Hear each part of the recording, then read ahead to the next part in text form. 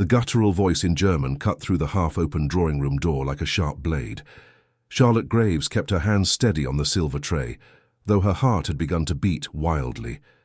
She was about to move away, to continue her path through the silent corridors of Hartwell Manor, when the words arranged themselves in her mind with terrifying clarity. The front wheel will be loose. When the carriage picks up speed on the descent to Bath, the axle will break. Charlotte closed her eyes for an instant, forcing herself to breathe. She couldn't have heard correctly. She must be mistaken. Her knowledge of the German language, acquired during the long afternoons when her maternal grandmother soothed her with songs and stories from Bavaria, couldn't be revealing something so sinister. "Are you sure there won't be any suspicion?" The second voice was deeper, laden with hesitation. "Mr. Hartwell always travels in haste. Accidents on mountain roads are common. No one will question it." Charlotte felt the world narrow around her. Lord Edmund Hartwell, her employer, the man whose household she had served for 3 years. Ever since her parents' death had left her without resources or prospects. The textile magnate, whose fortune fed half of Somerset and whose continental business dealings had transformed a decaying country estate into one of the most prosperous in the region. She should walk away. A maid had no place in matters involving conspiracies and betrayals. Her world was made of clean linens, polished candelabras and silent steps through corridors. But her grandmother's words echoed in her memory. "Cowardice is the only sin that finds no forgiveness in our own conscience, Liebling." The tray trembled in her hands. Charlotte glanced down the empty corridor, calculating rapidly. Lord Hartwell had announced his departure for Bath that morning, right after breakfast. He was meeting in his study with investors from London, men in dark frock coats and calculating expressions who had arrived the previous evening. The carriage must be being prepared at that very moment. The guards talking in the adjacent room were Heinrich and Wilhelm, 2 men hired 6 months ago to reinforce the estate's security after a series of robberies in the area. Lord Hartwell trusted them implicitly, especially since they came recommended by his business partner in Hamburg. "Loyal men," he had said. "Trustworthy men." Charlotte placed the tray on a nearby sideboard and walked towards the study. Her simple shoes made less noise than the heavy footsteps of the gentleman moving through the manor. Her advantage had always been invisibility, the ability to move like a shadow among the powerful. But now that invisibility needed to be broken. She stopped before the double oak door. She could hear male voices from the other side, deep and modulated, discussing numbers and percentages. Her hand rose, hesitated in the air. If she was mistaken, if she had misunderstood the German, she would be ruined. No respectable household would employ a maid who interrupted important meetings with unfounded accusations against trusted guards.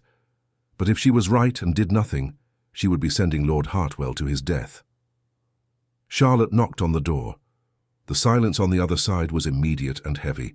Then the butler's voice, "They are not to be disturbed." "It's urgent, Mr. Pemberton." Her own voice sounded strangely firm. A matter of life or death. The door opened just enough to reveal the butler's stern face, his grizzled eyebrows raised in silent disapproval. Behind him, Charlotte glimpsed Lord Hartwell's figure seated at his desk, with 3 gentlemen positioned before him. All had turned to observe the interruption. "Charlotte Graves," Pemberton said in a glacial tone, "this constitutes a most severe breach of protocol." "I beg your pardon, sir, but I must speak with Lord Hartwell immediately." Charlotte forced herself to look past the butler, meeting her employer's dark eyes. "It's about your journey to Bath." Edmund Hartwell was 32 years old, though the responsibilities of managing a commercial empire lent him a gravity that made him appear older. His angular face, framed by impeccably ordered brown hair, showed genuine surprise. He was not a man accustomed to being interrupted, much less by a maid. "Mr. Pemberton, allow her to enter."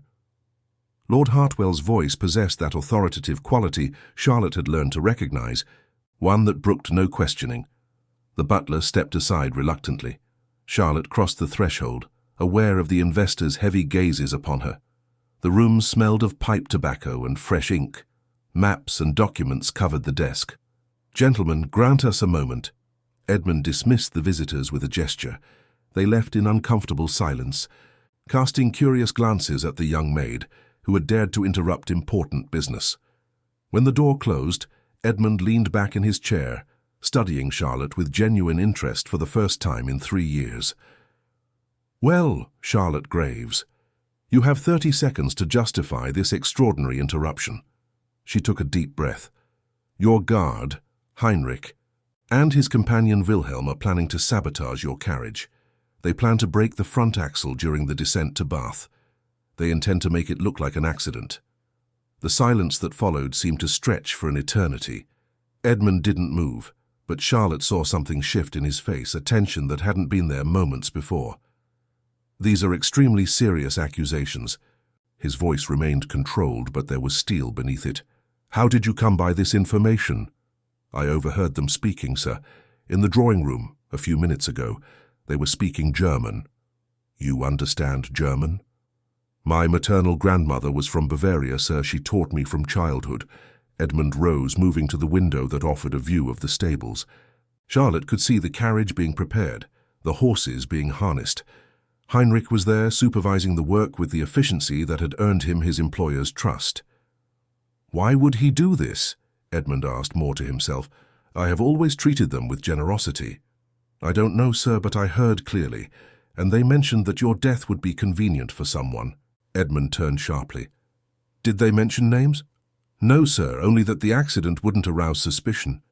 He watched her for a long moment, and Charlotte felt exposed under that scrutiny. She knew what he saw, a young woman of 22, dressed in the simple uniform of a maid, with brown hair pulled into a tight bun, and hands marked by work. Nothing about her suggested sophistication or deception, but also nothing to warrant being taken seriously. "If you are lying," Edmund said slowly, "you will be dismissed immediately and without references." "I am telling the truth, sir." He studied her for another moment, then pulled the bell pull that summoned the butler. Pemberton appeared instantly. "Bring Mr. Fitzwilliam from the stables," discreetly. Edmund waited until they were alone again before adding, "And Charlotte, you will remain here.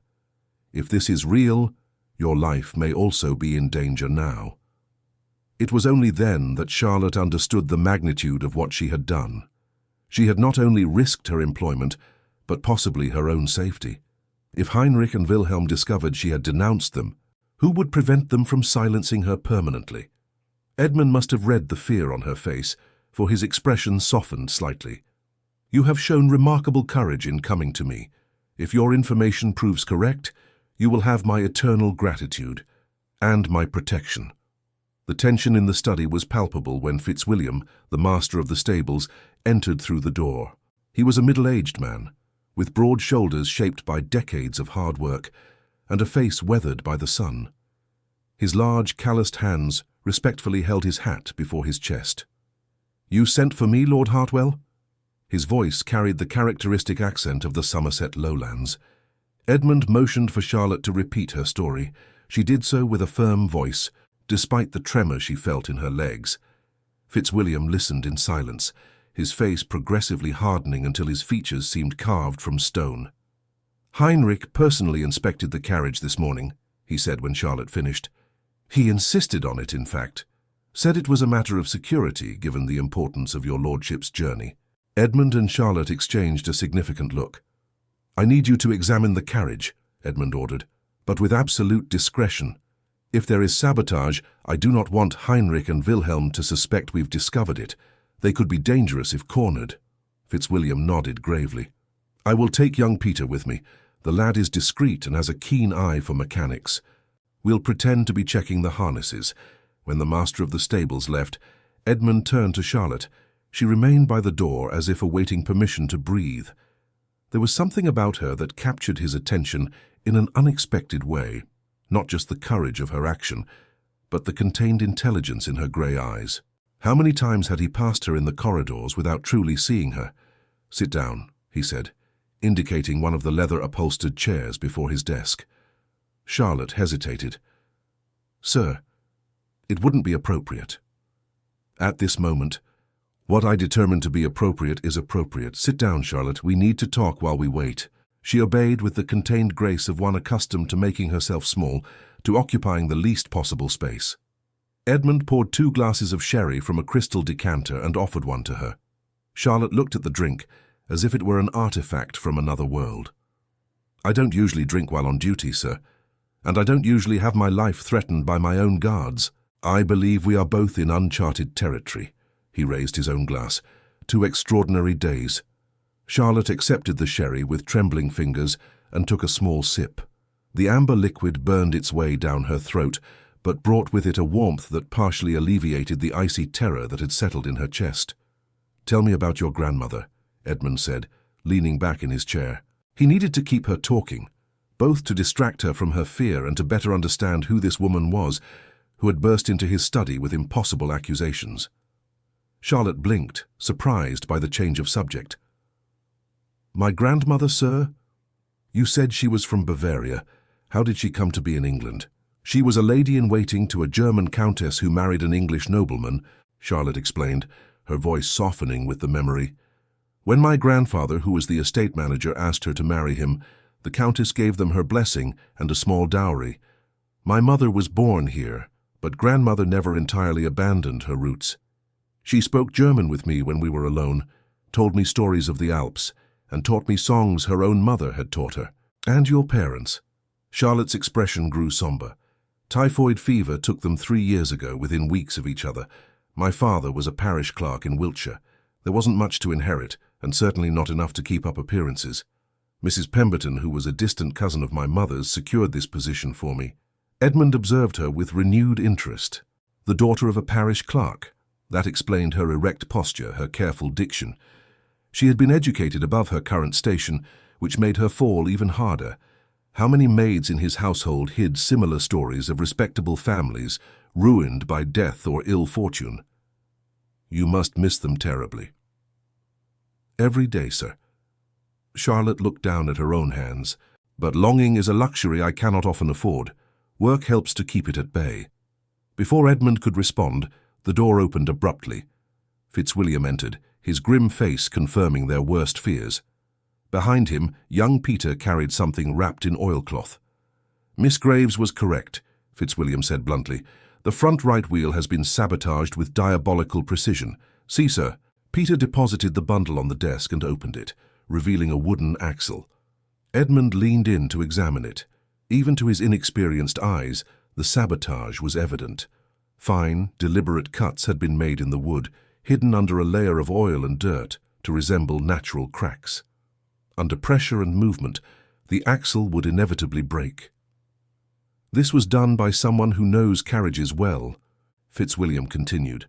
"Calculated to fail not immediately but after a few miles, when speed would make it impossible to control the horses, on the descent to Bath." He didn't need to complete the sentence. Everyone understood that such an accident would be fatal. Edmund felt rage rise in his chest like a dark tide. Heinrich and Wilhelm had slept under his roof, eaten at his table, received his gold, and in return they planned to murder him. But the rage was quickly tempered by calculating caution. There was a larger conspiracy at play here, and reacting rashly could alert others involved. "Where are Heinrich and Wilhelm now?" he asked, keeping his voice controlled. "Heinrich is in the stables, supervising the preparation of the horses. Wilhelm is at his post at the main entrance." "Perfect. I want you to keep everything exactly as it is. The carriage remains ready to depart, the guards in their positions. Let them believe their plan will proceed as expected." Fitzwilliam frowned. "But your lordship does not truly intend to travel?" "Of course not, but they cannot know that yet." Edmund began to pace the study, his mind working quickly. "I need to discover who is behind this. Heinrich and Wilhelm are merely tools. Someone hired them, someone who would benefit from my death." Charlotte, who had remained silent during the inspection of the sabotaged axle, spoke suddenly. "Sir, when I overheard them talking, one of them mentioned that the accident needed to happen before the signing. I didn't understand what he was referring to." Edmund stopped abruptly. "Before the signing." His face paled. "The contracts with the London investors. I am to sign them tomorrow. These are agreements that will consolidate my position as the principal textile supplier to the Royal Navy. Tens of thousands of pounds are involved. And who would take over those contracts if something were to happen to your lordship?" asked Fitzwilliam. My closest business partner would have right of precedence. Albert Thornbury. Edmund pronounced the name as if it were poison. He is in Hamburg currently, or at least that is what he told me. It was he who recommended Heinrich and Wilhelm. The silence that followed was thick with understanding. Thornbury, the man Edmund trusted with business secrets and financial decisions, had planted assassins in his own home. "I need concrete proof," Edmund said finally. "If I accuse Thornbury without irrefutable evidence, he will simply deny everything.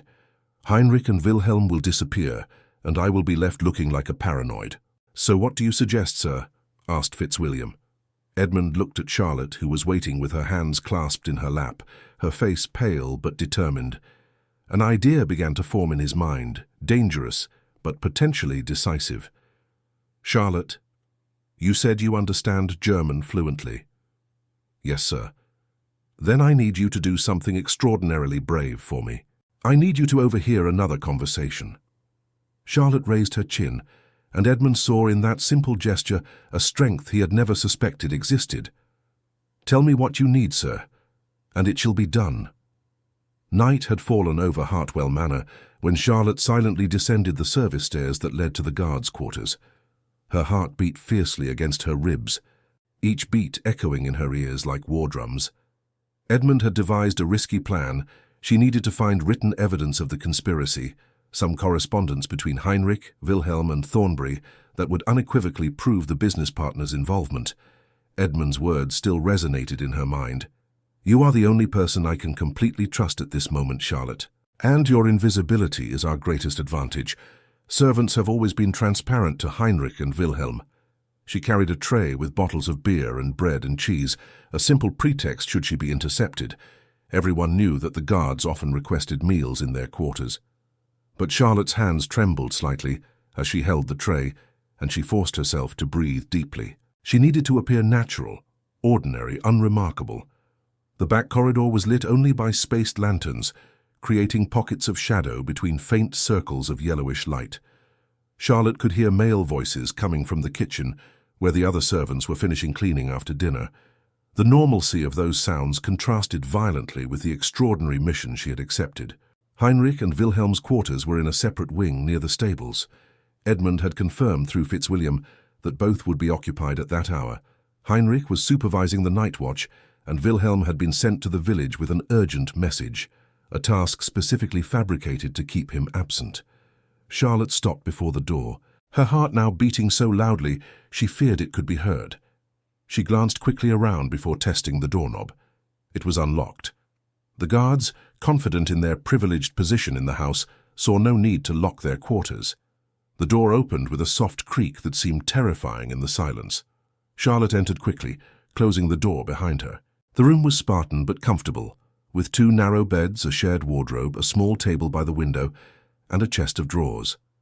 German books were stacked on the table, alongside an inkwell and some quills.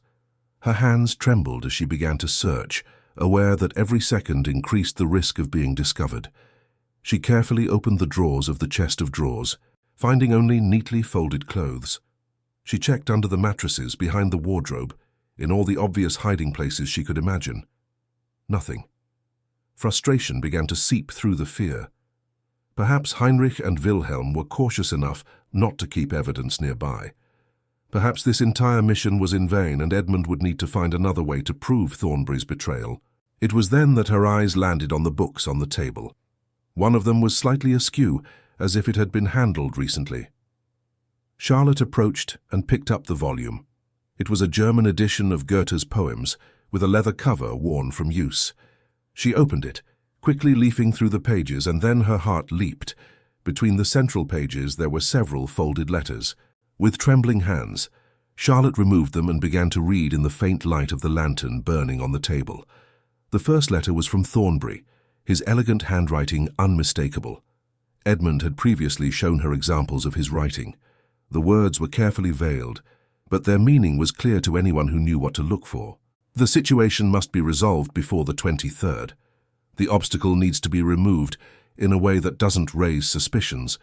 Your final payment will be delivered when the path is clear for my ascendancy to the naval contracts. Charlotte felt nausea rise in her throat. There it was, in black and white, confirmation of the conspiracy. But she needed more. One letter could be forged or misinterpreted. She continued to examine the correspondence. The second letter was more explicit. The carriage accident was well thought out. Heinrich, your expertise with vehicles will be crucial. Ensure that the sabotage is not detectable until it is too late. Remember, Hartwell must die before signing the contracts. After that, he becomes useless to me, alive or dead. Charlotte was refolding the letters when she heard heavy footsteps in the corridor. Her blood ran cold. Heinrich was returning earlier than expected. There was no time to leave through the main door without being seen. Her eyes frantically scanned the room. The window was ajar, offering fresh night air. It was small, but perhaps large enough. Charlotte tucked the letters inside the bodice of her dress, where they would be hidden against her skin, and ran to the window. The footsteps were closer now. She could hear Heinrich whistling a Germanic tune as he approached his quarters. Charlotte propelled herself through the window with an agility born of pure panic, her skirts catching momentarily on the sill before she managed to free them. She fell on the other side into a flower bed, the fall cushioned by the soft earth and shrubs. Thorns scratched her arms, but she barely felt the pain. She immediately crouched among the shadows, pressing herself against the mansion wall as she heard the bedroom door open. There was a moment of tense silence. Charlotte held her breath, her heart pounding so violently she feared she might faint. Would Heinrich notice anything out of place? Would he realize the letters had been disturbed? After an eternity, she heard movement inside the room. Footsteps, the sound of water being poured into a basin, Heinrich preparing for the night. Charlotte waited until she was sure he was occupied before carefully moving away from the flower bed, keeping to the shadows as she circled the mansion towards the servants' entrance. Her legs trembled so much she could barely walk straight. The reality of what she had just done began to hit her in waves of delayed adrenaline. She had invaded the guards' quarters, stolen private correspondence, and almost been discovered. If Heinrich had found her there was no doubt her life would have been in danger. But she had the letters. She had the proof Edmund needed. She entered through the kitchen, where Mrs. Marsh, the cook, was finishing putting away the last utensils. The stout woman looked at Charlotte and frowned. "For heaven's sake, girl, what happened to you? You look like you've tangled with a thorn bush." Charlotte looked down and saw that her sleeves were torn, her arms marked by superficial scratches. Dirt stained her skirt, and a few leaves still clung to her hair. "I stumbled in the gardens when I was taking the tray to the guards," she quickly improvised. "It's very dark out tonight." Mrs. Marsh clucked her tongue in disapproval. "You need to be more careful, Charlotte. Go to your alcove and tidy yourself before Mrs. Pemberton sees you in this state. We don't want her to think you're neglecting your duties." Charlotte thanked her and hurried upstairs, eager to escape more questions. But instead of going to her own quarters, she headed for Edmund's study. Light beneath the door confirmed he was still awake, awaiting her return. She knocked softly, and his voice answered immediately. "Enter." Edmund was seated by the fireplace, a glass of brandy in one hand, gazing into the flames as if they might offer answers. When Charlotte entered, he rose abruptly, his eyes sweeping over her disheveled state with evident concern. "Good heavens, what happened?" "I got the letters, sir." Charlotte retrieved them from inside her bodice, aware of the flush that rose in her cheeks at making such a gesture before her employer. "But Heinrich returned earlier. I had to leave through the window." Edmund took the letters with hands that were not entirely steady. He read them quickly, his expression hardening with each word. When he finished, he looked at Charlotte with a mixture of admiration and something more, something she couldn't quite identify. "You are extraordinary," he said softly. "Do you know that?" Charlotte didn't know how to respond. No one had ever called her extraordinary. Competent, perhaps. Reliable, certainly. But extraordinary was a word for people of importance, not for maids who polished silver and changed sheets. "I merely did what was necessary, sir." "No." Edmund took a step towards her, holding the letters as if they were inestimable treasures. "You did far more than that. You risked your safety, your position, possibly your life. There are no adequate words to express my gratitude." He moved to his desk and pulled the bell pull that summoned the butler. When Pemberton appeared, Edmund instructed him to bring Fitzwilliam and 2 trusted servants, men who had served his family for decades. "The time has come to act," Edmund explained to Charlotte as they waited. "With these letters, I have sufficient proof to go to the authorities. But first, we need to ensure Heinrich and Wilhelm do not escape." In the following minutes, the study filled with loyal men. Edmund explained the situation with concise clarity, showing the letters and detailing the assassination plot. The expressions around varied from shock to rage, but all agreed to assist. "Fitzwilliam, I want Heinrich and Wilhelm to be apprehended discreetly, locked in the cellars until I can hand them over to the magistrates in the morning. Use as many men as you need, but do so without alarm. I do not want Thornbury alerted before I can act against him as well." As the men left to carry out the orders, Edmund turned to Charlotte. "You will sleep tonight in one of the guest rooms, with the door locked.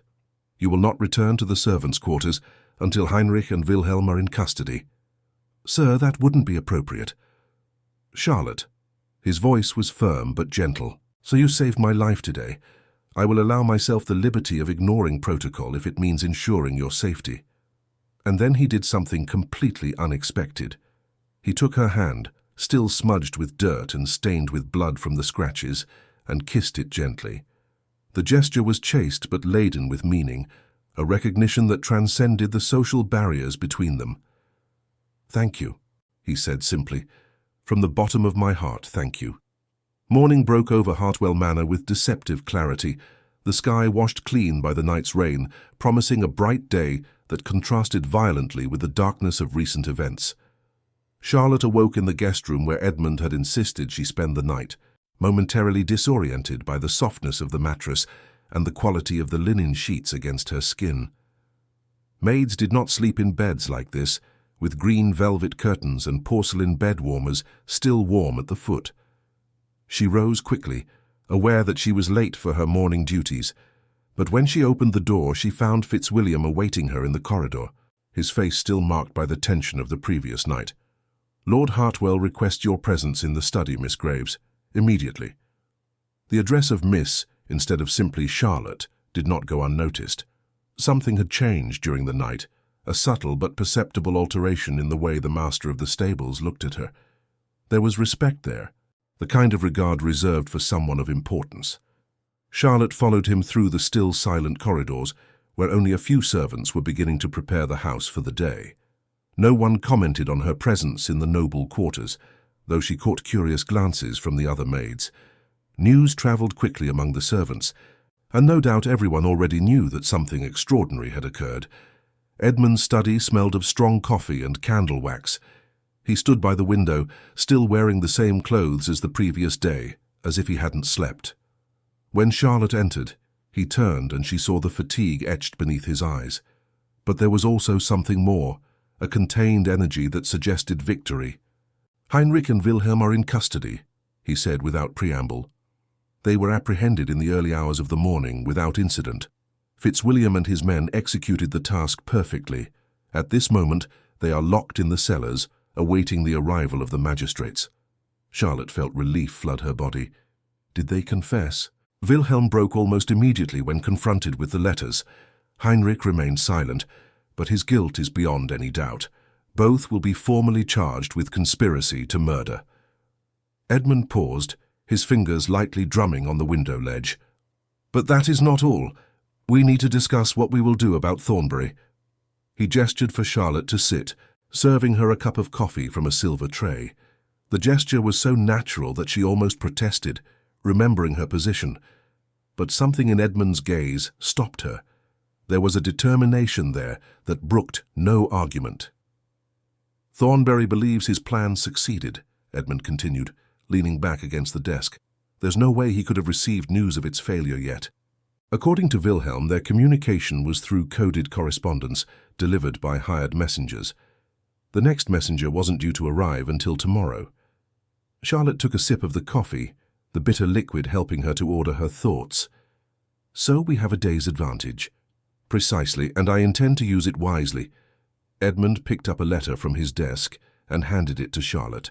"I want you to read this." It was a missive Edmund had drafted during the night, addressed to Thornbury. Charlotte read the carefully worded sentences, immediately recognizing the cunning of the plan. The letter informed Thornbury that Edmund had suffered a serious accident during his journey to Bath was gravely injured and incapacitated, and urgently requested his partner to return from Hamburg to temporarily take over business affairs, including the signing of the naval contracts. "It's a trap," Charlotte said, looking up from the letter. "Precisely. If Thornbury believes his plan has partially succeeded, he will come rushing back to reap the rewards, but when he arrives, he will find not an ownerless commercial empire, but magistrates waiting to arrest him." Edmund smiled, but there was a chill in that expression. Justice, Charlotte, not just against the perpetrators, but against the architect of the betrayal. "And the naval contracts?" "They will be signed today as planned. The London investors are still here and they see no reason for delays. This will ensure that even if something goes wrong with Thornbury, my business position will be secure." Edmund paused, studying her intently. "But there's another matter we need to discuss. Your safety." Charlotte frowned. "Sir? When Thornbury is arrested and the case becomes public, there will be a considerable scandal. You will inevitably be mentioned as the person who uncovered the conspiracy. Your life could be in danger from Thornbury's associates who might seek revenge." The thought had not occurred to Charlotte until that moment. She had been so focused on preventing Edmund's assassination and exposing the culprits that she hadn't considered the subsequent consequences for herself. Now, as the reality set in, she felt a chill run down her spine. "What do you suggest?" she asked, keeping her voice steady despite the growing fear. Edmund moved away from the desk and began pacing the office, his hands clasped behind his back. It was a gesture Charlotte had seen before, something he did when weighing important decisions. "I need to offer you adequate protection. I cannot simply allow you to return to your old duties as if nothing happened. It would be irresponsible of me and dangerous for you." "But, sir, I have nowhere to go. This has been my home for 3 years. And it will continue to be, if you wish, but not as a servant." Edmund stopped before her, his dark eyes meeting hers with an intensity that made Charlotte's heart inexplicably quicken. "Charlotte, what you did required not only courage but intelligence, discernment and skills that are wasted on household tasks. You speak German fluently, possess an education above the ordinary, and have demonstrated an ability to act under extreme pressure. These are valuable qualities." Charlotte didn't know what to say. There was something in the way Edmund looked at her that made her cheeks flush, an attention that went beyond the appropriate gratitude between master and servant. "What are you proposing?" she finally managed to ask. "That you become my private secretary. You would assist with correspondence, especially those in German, as much of my business has ties to the continent. You would accompany me to important meetings, keep confidential records. It is a position of absolute trust, well remunerated and respectable, and most importantly, it would keep you under my direct protection." The proposal was so unexpected that Charlotte was momentarily speechless. Private secretary to a commercial magnate was an extraordinary position for a woman, almost unheard of.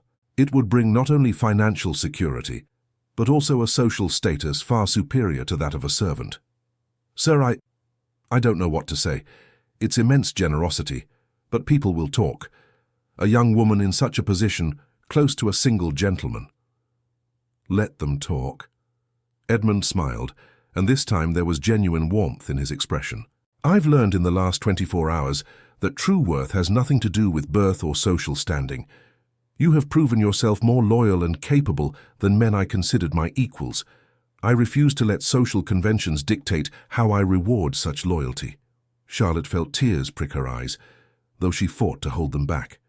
No one had ever spoken to her like this, as if she were a person of her own merit, not defined merely by her class or circumstances. "I accept," she said softly. "It would be an honor to serve in that capacity, sir." Edmund's expression genuinely lit up. "Excellent. Then it is decided. From today you are my secretary. I will arrange for suitable quarters and a wardrobe appropriate to your new position. And Charlotte." He hesitated, as if weighing his next words carefully. "I would like you to start calling me Edmund when we are in private. If we are to work so closely, excessive formalities will become impractical." The use of his given name seemed to cross an invisible but significant line. Charlotte knew she was entering dangerous territory, where the boundaries between master and employee were beginning to blur. But when she looked into Edmund's eyes, she saw something that made her want to accept that danger. "As you wish, Edmund." The name felt strange on her tongue, intimate in a way that made her blush again. Edmund smiled, and Charlotte realized he also felt the shift, the subtle displacement in their relationship. The door opened abruptly, interrupting the moment. Pemberton entered, his habitually stern expression even graver than usual. "Forgive the intrusion, Lord Hartwell, but the magistrates have arrived, and they've brought Judge Aldridge with them. They wish to speak with you immediately regarding the accusations." Edmund straightened, his posture instantly transforming from informality to authority. "Tell them I will be down in a moment, and Pemberton, prepare a separate room. Miss Graves will need to give her testimony as a key witness." The butler glanced briefly at Charlotte, and she saw surprise flicker across his features at the new address. But he simply nodded and withdrew. Edmund turned back to Charlotte. "Are you ready? What comes next won't be easy. You will need to tell your story to men who might question your credibility, simply for being a woman, and because of your former position." Charlotte stood, smoothing the folds of her simple dress. In a few hours, it would be the last time she wore a servant's uniform. The life she had known for the past 3 years was ending, and something new and uncertain was beginning. "I am ready," she said with a conviction she hadn't known she possessed until that moment. "The truth is on our side. Let them question. I will stand firm." Edmund looked at her with something that could have been admiration or something deeper, something that made the air between them seem charged with unspoken possibilities. "Then let us face this together." As they descended the stairs towards the waiting magistrates, Charlotte felt the weight of what was to come. She would have to relive every terrifying moment of the previous night, expose herself to the scrutiny of powerful men who might doubt her words. But Edmund walked by her side, and his presence offered a courage she never imagined she would need. Justice was on its way, and with it, the complete transformation of everything Charlotte had known as her life. The magistrate's chamber smelled of old paper and permanent ink, an aroma Charlotte would forever associate with that extraordinary morning. 3 men awaited behind a long mahogany table, Judge Aldridge in the center, with his traditional white wig and stern expression, Magistrate Collins to his right, younger but equally formal, and the clerk Pembroke to the left, already positioned with pen and ink to record every word spoken. Edmund entered first, his posture radiating the natural authority of someone accustomed to commanding negotiation rooms and important meetings. Charlotte followed him, aware of the gazes that weighed upon her. She could feel the thinly veiled curiosity on the men's faces, the silent doubt about what a young woman of humble origin could contribute to such a grave matter. "Lord Hartwell," Judge Aldridge began, his deep voice reverberating in the space, "we received your urgent message in the early hours of this morning. Accusations of conspiracy to murder are extremely serious. We trust you possess substantial evidence to support them." Edmund placed Thornbury's letters on the table with careful deliberation. "These correspondences were found in the accused's quarters. As you will see, they unequivocally establish the conspiracy between my business partner, Albert Thornbury, and the guards Heinrich Müller and Wilhelm Schneider. The plan was to sabotage my carriage in such a way that I would suffer a fatal accident before signing crucial commercial contracts." Judge Aldridge picked up the letters, adjusting his spectacles on his nose as he read. Magistrate Collins leaned over to examine the documents over his shoulder. Charlotte watched their expressions gradually shift from skepticism to genuine shock. "Is Thornbury's handwriting known?" Aldridge asked after long minutes of reading. "Completely. We have maintained business correspondence for over 5 years.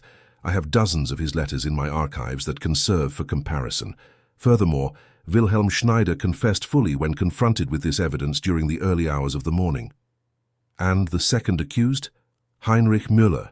He remained silent, but the physical evidence is irrefutable." Edmund gestured to Fitzwilliam, who was waiting by the door. The stablemaster approached, carrying the sabotaged axle, still partially wrapped in oilcloth. The presentation of the physical evidence caused visible perturbation among the magistrates. Even to inexperienced eyes, the deliberate nature of the sabotage was undeniable. The precise cuts in the wood, calculated to fail under specific pressure, spoke of technical knowledge and malicious intent. "How was this sabotage discovered before it could cause harm?" asked Magistrate Collins, looking up from the damaged axle. It was then that all eyes turned to Charlotte. Edmund extended a hand towards her, a gesture of silent support that she appreciated more than she could express. Miss Charlotte Graves, my private secretary, intercepted a conversation between the conspirators. She had the presence of mind and courage to alert me immediately, allowing us to discover and document the betrayal before it was too late. Charlotte noted how Edmund had presented her new position as if it had been established for a long time, not a change that had occurred only that morning. It was a strategic choice, she realized, lending her more credibility in the eyes of the magistrates. Judge Aldridge turned his full attention to her, and Charlotte felt the weight of that scrutiny as physical pressure. "Miss Graves, I need you to recount exactly what you heard and when. Every detail could be crucial to the proceedings." Charlotte took a deep breath, finding strength in Edmund's presence beside her. Then she began to narrate the events from the moment she had heard the German voices through the half-open door. She described every word with precision, translating the Germanic phrases into English for the magistrates. She explained how her knowledge of the language came from her maternal grandmother, establishing the credibility of her comprehension. As she spoke, she observed the men's expressions change. Initial doubt gave way to genuine interest, and then to growing respect. Her education became evident through her careful diction, and the specificity of her details lent irrefutable authenticity to her account. "And then you decided to investigate on your own?" Collins asked when she described her foray into the guards' quarters. There was disapproval in his voice, but also reluctant admiration. "I had no choice, sir. Words heard through doors could be denied or misinterpreted. Lord Hartwell needed concrete proof if he was to protect himself adequately. So yes, when the opportunity arose, I sought evidence that could confirm what I had overheard." "An extraordinarily courageous action," Aldridge observed, "though reckless. Do you understand that you placed your own life in considerable jeopardy?" "I understand, sir, but it seemed to me that allowing the assassination of an innocent man would be a far greater cowardice than any personal risk." The silence that followed her words was dense with meaning. Charlotte could feel Edmund beside her, his presence solid and comforting. When she dared a brief glance in his direction, she saw manifest pride on his features.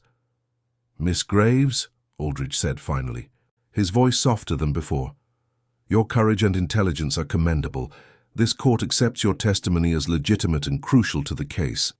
Charlotte felt relief flood her body, followed almost immediately by exhaustion. She hadn't realized how tense she had been until that official validation arrived. The following hours passed in meticulous legal details. Heinrich and Wilhelm were brought from the cellars, handcuffed and under heavy guard. Wilhelm, pale and visibly terrified, repeated his full confession before the magistrates. Heinrich remained stubbornly silent, but his refusal to deny the accusations spoke for itself. The documents were examined, catalogued and authenticated. Fitzwilliam gave testimony about the mechanical sabotage. The other servants were called to confirm peripheral details of the chronology of events. Throughout the entire process, Charlotte remained present, answering additional questions when necessary. Gradually, it became apparent to everyone in the room that she was not simply a passive witness, but an active participant whose intervention had prevented a heinous crime. When the grandfather clock struck noon, Judge Aldridge finally leaned back in his chair, his hands clasped over the table. "The evidence is overwhelming and indisputable. Heinrich Müller and Wilhelm Schneider will be formally charged with conspiracy to murder and will await trial in the county prison. As for Albert Thornbury," he paused, looking at Edmund, "I understand he is currently on the continent." "In Hamburg, according to his last communications," Edmund confirmed, "but I have reason to believe he will return swiftly when he receives fabricated news of my incapacitation." A thin smile crossed Aldridge's stern face. "Astute, Lord Hartwell, very astute. We will have men positioned to apprehend him the moment he steps onto English soil. Her warrant will be issued immediately." "There is also the matter of possible accomplices," Edmund added. "Thornbury did not act alone in conceiving this plan. He would have required considerable resources and connections to hire assassins and coordinate such a conspiracy from the continent." "I agree. Once we have him in custody, Steps will be taken to identify others involved. This court will not allow such betrayal to go unpunished. As the magistrates prepared to depart, collecting documents and evidence to be formally recorded, Magistrate Collins approached Charlotte. He was a man in his 40s, with a habitually stern expression that had softened during her testimony. "Miss Graves, if I may offer a personal observation," he said in a low voice, "in my 20 years serving justice, I have rarely encountered a witness so articulate and precise. Your abilities are remarkable. Lord Hartwell demonstrates exceptional wisdom in employing them appropriately." Charlotte felt warmth rise to her cheeks. "That is very kind of you, sir. It is not kindness but a factual observation. The world is changing, albeit slowly. Women of intelligence and education should no longer be confined solely to needlework and music. You are living proof of that truth." The words remained with Charlotte long after the magistrates departed. They represented a validation that went beyond the specific case, a recognition that she possessed intrinsic worth not defined merely by her class or gender. When they were finally alone in the office, Edmund turned to her with an expression of mingled exhaustion and triumph. "It's over," he said simply. "Heinrich and Wilhelm will face justice, and Thornbury will soon follow them. You did this, Charlotte. Your courage not only saved my life, but exposed a conspiracy that could have destroyed everything I built." Charlotte shook her head. "We did this. You believed in me when you had every right to doubt. You acted decisively when others would have hesitated." Edmund took a step towards her, and Charlotte felt the air between them charge again with that inexplicable tension she had been experiencing since the previous night. It wasn't uncomfortable, but rather intensely aware, as if his every movement reverberated through her. "Charlotte," he began, his voice low and laden with an emotion she couldn't quite decipher, "I need you to understand something. What I offered this morning, the position of secretary, wasn't merely gratitude speaking. I saw in you qualities that are rare in anyone, regardless of birth or circumstance. Keen intelligence, moral courage, unwavering loyalty. These are the characteristics I value above all others." He was so close now that Charlotte could see the golden flecks mingled with the brown in his eyes, noticed the tension in his jaw, as if he were fighting against impulses he shouldn't have. "I appreciate your trust," she managed to say, though her voice came out weaker than she intended. "I promise I will not disappoint you in this new role." "It's not just about the role." Edmund raised his hand as if to touch her face, then stopped, aware that such a gesture would cross boundaries that should not yet be crossed. "You fascinate me, Charlotte Graves. Not just your courage, but you yourself. The way you face the world, the silent strength you carry. I know it's inappropriate to say such things, that there are social barriers we shouldn't lightly ignore, but—" "Edmund," Charlotte interrupted him softly, surprising herself with her own boldness in using his name. "You don't need to explain. I also feel something. I don't know how to name it properly, but it's there." His expression transformed, becoming simultaneously softer and more intense. "So I am not alone in this." "No, you're not." The moment stretched between them, laden with unspoken possibilities and unmade promises. Both knew they had crossed an invisible line, that their relationship had irreversibly changed in the last 24 hours. What had begun as master and servant was evolving into something more complex, deeper, potentially more dangerous. But for now, it was enough to acknowledge that this connection existed, to let it breathe without forcing definitions or consequences. There would be time to navigate the social complexities, to determine if what they felt could transcend the class barriers that separated them. For now they simply remained there, two survivors of a deadly conspiracy, united by trust forged in extraordinary circumstances, and something more, something neither of them was yet ready to fully name. Albert Thornbury's arrival at Hartwell Manor occurred 3 days later, under a heavy sky of grey clouds that threatened rain. Charlotte watched from the office window as the luxurious carriage passed through the estate gates, its black horses gleaming under the diffused afternoon light. Beside her, Edmund remained still, but she could feel the tension emanating from him like heat from a forge. "He came," Edmund murmured, his voice controlled but laden with suppressed anger. "The bastard actually believed his plan had worked." Charlotte studied the man descending from the carriage with the assistance of a servant. Thornbury was older than Edmund, nearing 50, with carefully combed grey hair and clothes that proclaimed considerable wealth. His posture was confident, almost arrogant, as he walked towards the main entrance. There was no sign of worry or guilt on his features. "He seems genuinely convinced," Charlotte observed. "Look how he walks. There's no hesitation. He's a man accustomed to manipulating situations to his advantage. He's probably already calculating how he'll consolidate control over my businesses before my body even cools." The bitterness in Edmund's voice was palpable. "We were friends, Charlotte. Or at least I believed we were. We shared meals, business confidences, even celebrated successes together. And all this time, he was just waiting for the right opportunity to betray me." Charlotte gently placed her hand on his arm, a comforting gesture that had become natural in recent days. Some men see friendship merely as a tool for personal advancement. His betrayal reveals his character, not yours. Edmund covered her hand with his own, the touch brief but significant. In the 3 days since the initial events, they had developed a careful intimacy, aware of the lines they shouldn't publicly cross, but unable to completely ignore the growing connection between them. "The magistrates are positioned in the library," Edmund said, straightening his shoulders. "Fitzwilliam has ensured that all loyal servants are on alert. Thornbury will not escape this time." They descended together, Charlotte keeping slightly behind Edmund as protocol required, but close enough to offer a supportive presence.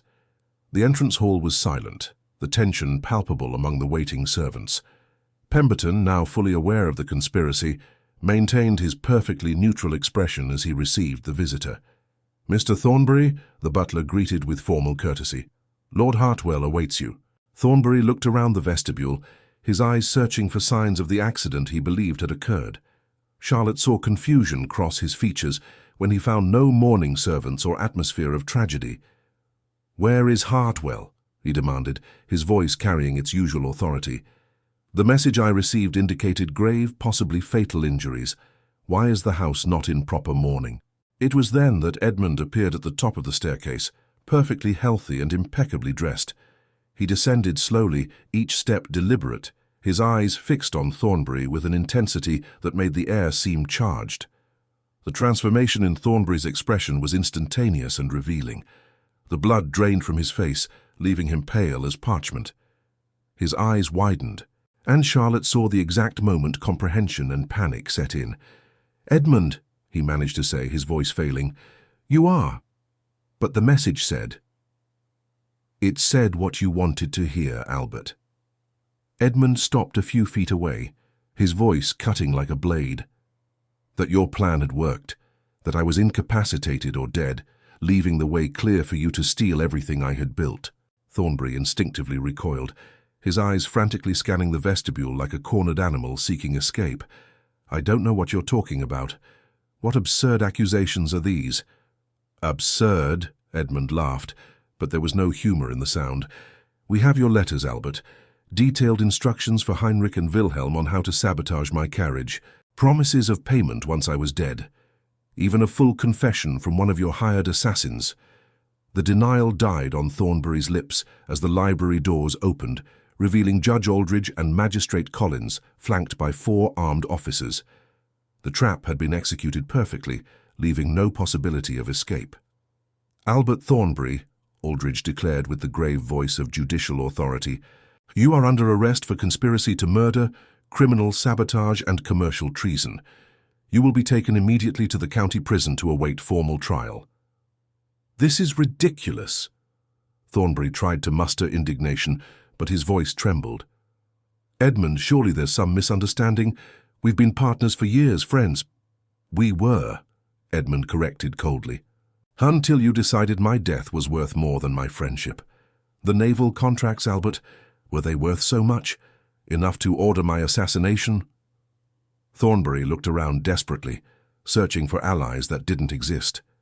His gaze briefly settled on Charlotte, and she saw recognition cross his features.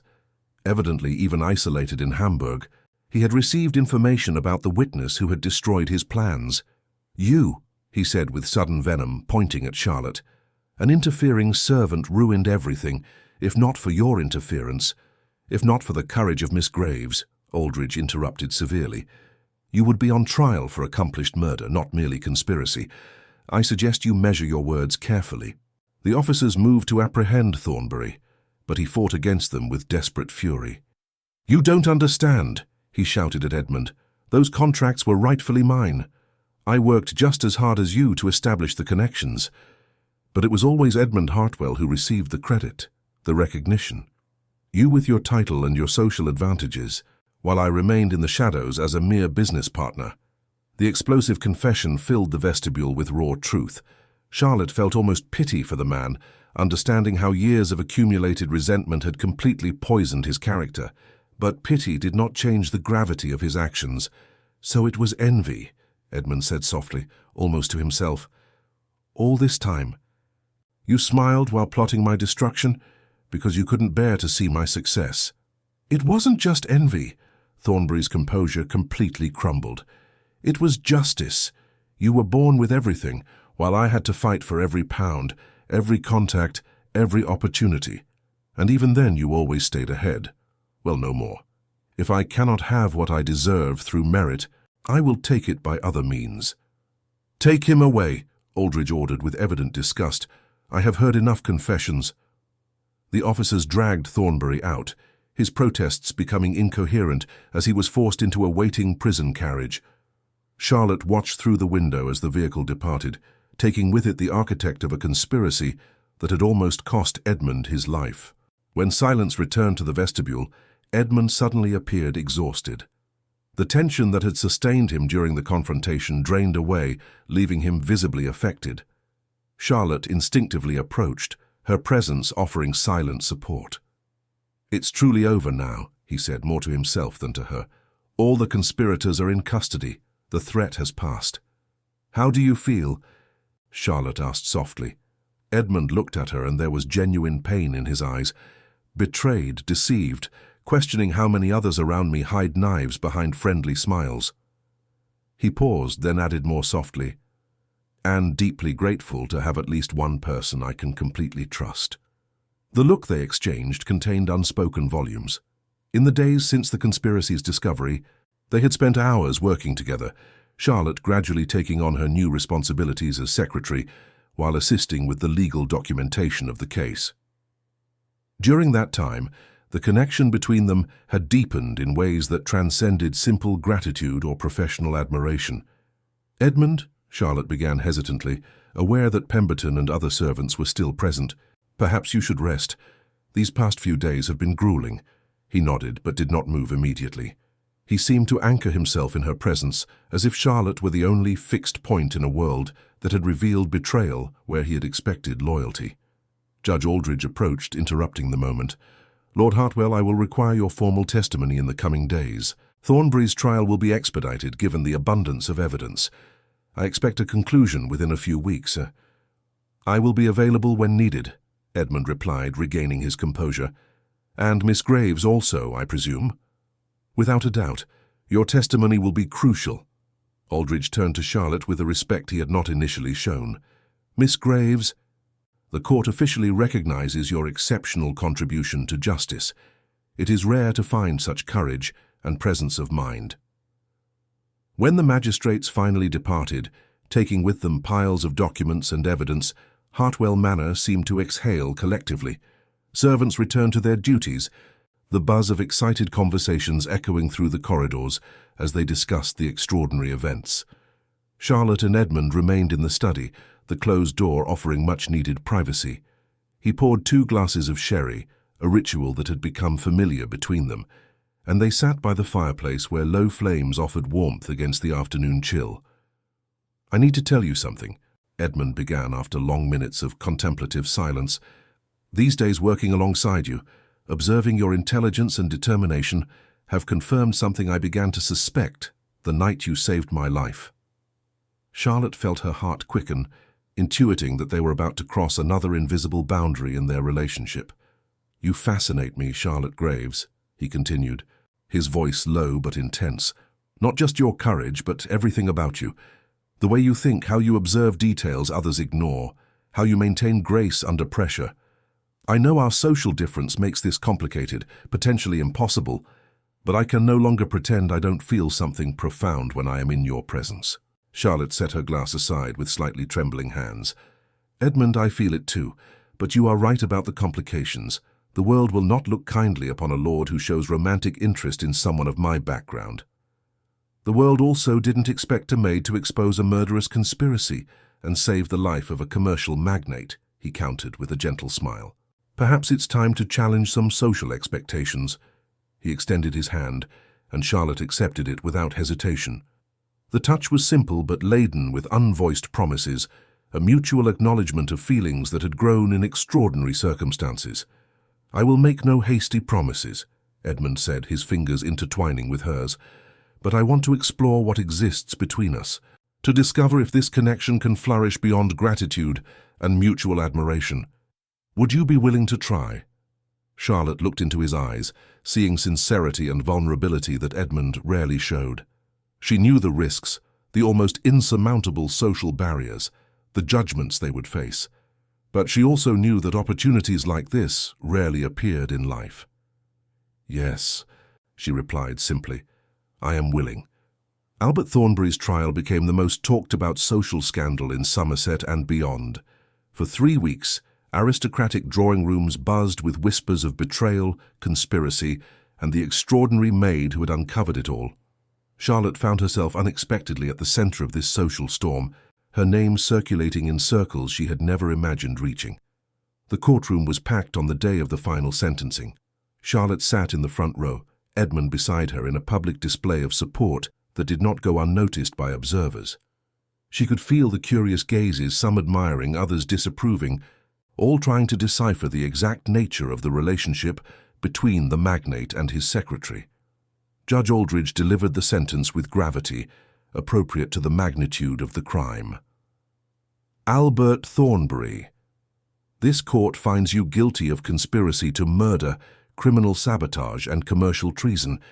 You have demonstrated calculated premeditation and a complete absence of remorse. You are sentenced to 20 years of penal servitude in the Australian penal colonies. Heinrich Müller and Wilhelm Schneider, equally guilty, will receive 15 years each."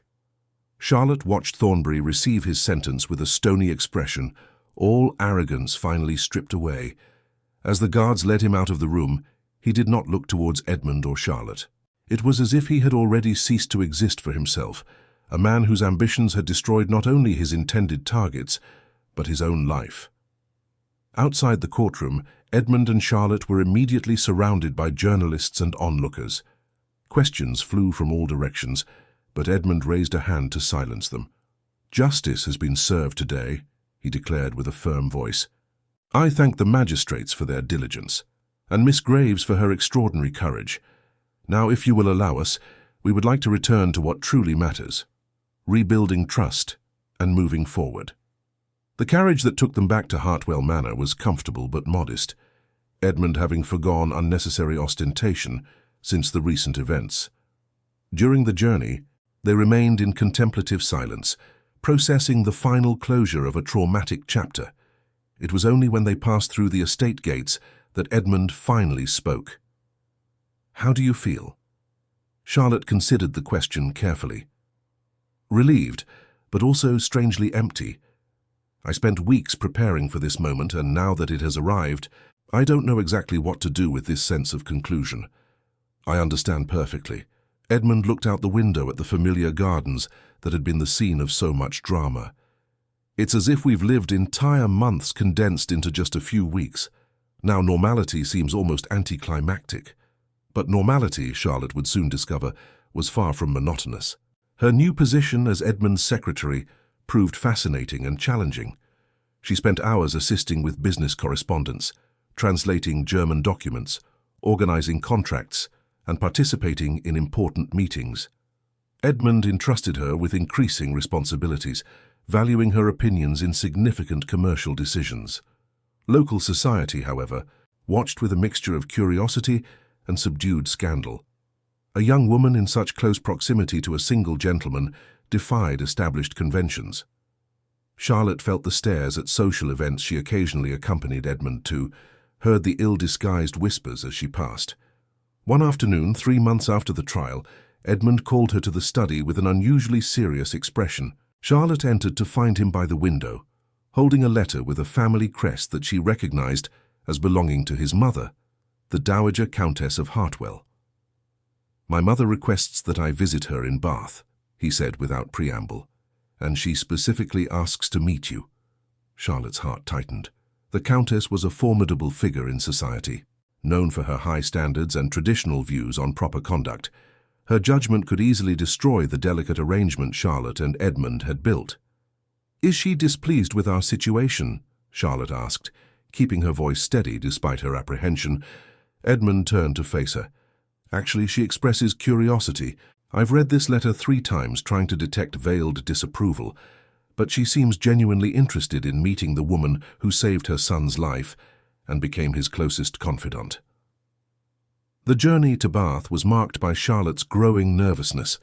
Edmund tried to reassure her, describing his mother as more progressive than she appeared, but Charlotte couldn't entirely dismiss the fear of being judged unsuitable. The Countess's residence in Bath was elegant but not oppressively grand, reflecting its owner's refined taste. When they were shown into the drawing room, Charlotte found a woman in her 60s, silver hair impeccably arranged, an upright posture that proclaimed decades of aristocratic breeding. But her eyes, the same dark brown shade as Edmund's, sparkled with sharp intelligence. "Edmund, my dear." The Countess rose to embrace her son with genuine affection before turning her full attention to Charlotte. "And you must be Miss Graves, of whom I have heard so much." Charlotte executed a perfect curtsy, silently thanking her late mother for insisting on teaching her proper etiquette. "It is an honor to meet you, your ladyship." "Sit down, my dear. Edmund, leave us to converse alone for a few moments." When Edmund exited, albeit reluctantly, the Countess poured tea with her own hands in a surprisingly informal gesture. She studied Charlotte with a penetrating gaze that seemed to assess not just appearance, but essence. "My son almost died," she said at last, her voice controlled but laden with emotion. "If not for your courage and presence of mind, I would be in mourning now. There is not enough gratitude in the world to express what I feel." Charlotte felt warmth rise in her cheeks. "I merely did what any decent person would do, your ladyship." "No," the Countess corrected firmly. "You did what extraordinary people do. The difference is crucial." She paused, taking a delicate sip of tea. "Edmund has written to me extensively about you, not just about the conspiracy, but about your abilities, your intelligence, your character, and also about his feelings." Charlotte's heart stopped momentarily. "Your ladyship, I assure you I would never—" The Countess raised a hand gently. "I am not accusing you of impropriety. I am simply recognizing reality. My son has developed a deep affection for you, and I suspect it is reciprocated. Am I correct?" There was no point in denying it. "Yes, your ladyship." "Call me Catherine when we are in private," the Countess surprised her. "And tell me, Charlotte, do you understand the complications such a relationship would face? Society can be cruelly judgmental. I understand completely. That is why Edmund and I maintain strict propriety. He has never suggested anything that would compromise my reputation or position." Catherine smiled, and there was approval in that expression. "That confirms what I suspected about your character. But here is my question. If social barriers did not exist, if only your hearts mattered, what would you wish for?" Charlotte took a deep breath, deciding on complete honesty. "I would wish to be with him. Edmund is extraordinary, not just for his position or wealth, but for who he fundamentally is. But I cannot ignore realities. He deserves a wife who brings social advantages, not scandal."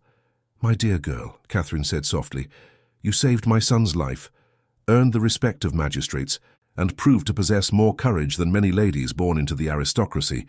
Does that not count as an advantage?" Before Charlotte could reply, Catherine continued. "The world is changing, albeit slowly. Edmund has always had considerable independence, and I raised him to value character above titles.